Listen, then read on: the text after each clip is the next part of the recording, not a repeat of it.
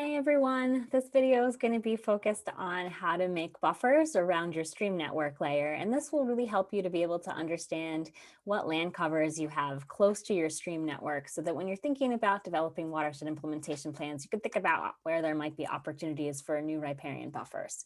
So this is where we left off last. We are going to start with our digital elevation model, the watershed boundary, the stream network, and the watershed outlet for Warriors Mark Run.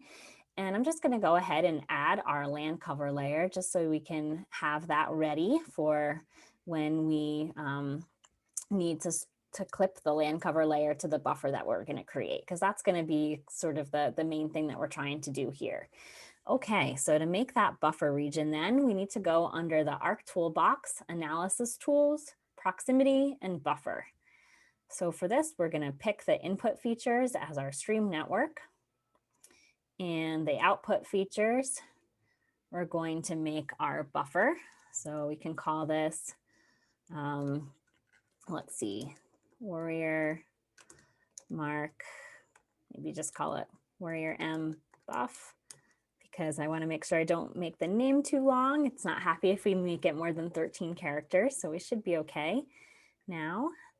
And we'll go ahead and specify the units for our buffer as 100. So we're going to make a 100-foot buffer area around the stream network. And this is helpful. Our land cover is in 30-meter resolution.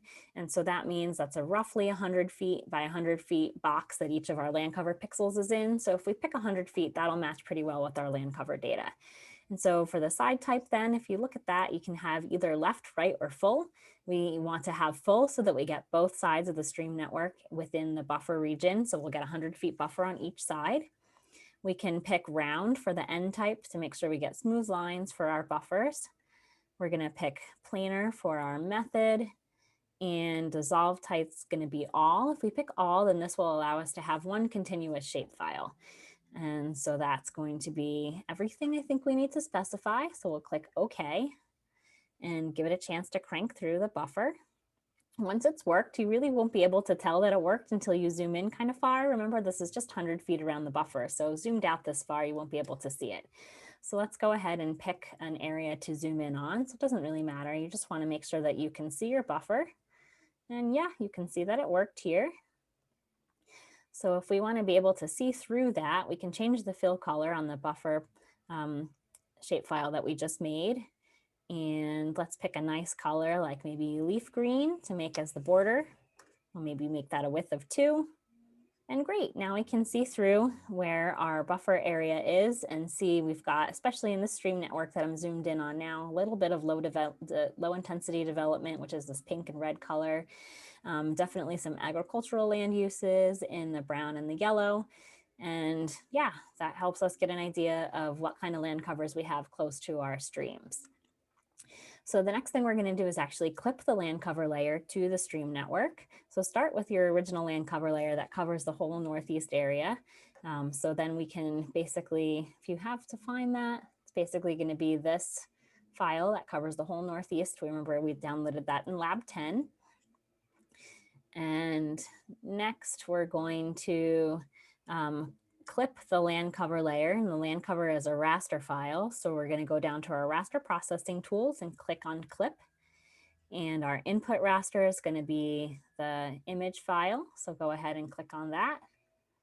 I have it in here twice for some reason, but one of them's turned off. Either way, you just need your land cover layer as your input raster as your cookie dough, just to continue that analogy. And then you want your buffer as the output extent, because that's what we're going to be clipping to. And then use input features for clipping geometry that prevents the awkward rectangular box around the layer when you're done clipping. And just give this a name. So we can call it buffer. And this is going to be a .image file. So just leave it without any extension and you'll be good. You can hit OK. Should clip. Just give it a moment. And when it's done, we'll be able to see the land covers that's just within 100 feet of the stream network.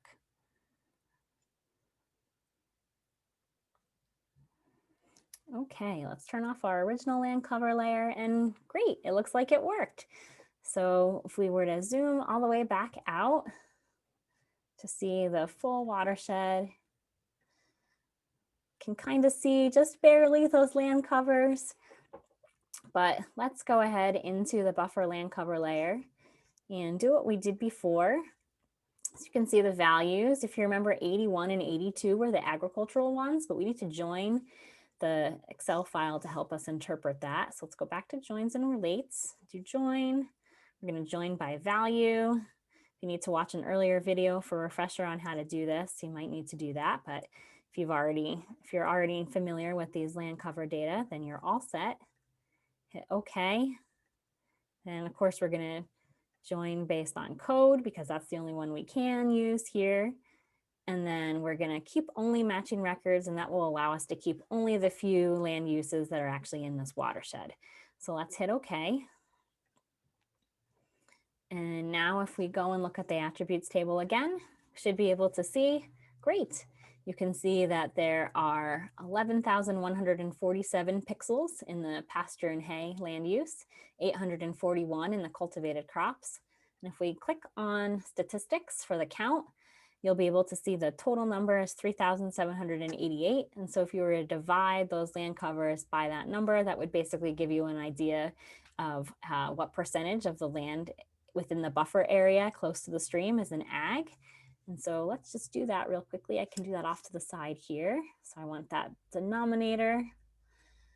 So I've got a total of 3,788, and my land cover in pasture and hay is 1147, and in cultivated crops is 841. So that gives me 1,988. And if I divide by 3788, then that gives me 52.5%. So there's lots of opportunities then in that watershed for us to do some work to restore the riparian buffers around the buffer network, or around the stream network within 100 feet. So lots of opportunities there. About half of the stream lengths then are currently in some kind of ag land use. And so we could think about adopting buffers along the streams so that we can basically have some space between where the crops end and where the stream begins. And also if we have any pasture area where there might be cattle kind of getting close to the streams or potentially into the streams, that gives us some opportunities to do stream bank fencing so that we can keep the cattle basically on the ground and not causing stream bank erosion or deposits of nutrients directly into the stream network. All right, so you did a great job. You're all set. Have a good afternoon.